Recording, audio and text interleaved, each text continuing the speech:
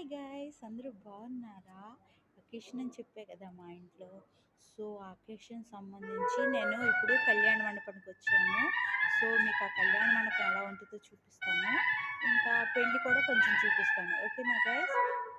మా వీడియోస్ చూసి లైక్ చేయండి, షేర్ చేయండి, సబ్స్క్రైబ్ చేయండి.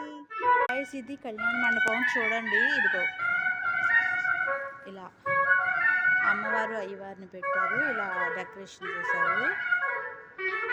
చాలా బాగుంది కదా. ఇదిగోండి, మేళం వినపడుతుందా? మేళం ఇదిగో ఏనుగులు, అంబారీలు, ఏనుగులు అంబారీలు. ఇదిగో వినాయకుడు బొమ్మ, బుడ్డు వినాయకుడు. సో ఇదంతా డెకరేషన్ పార్ట్.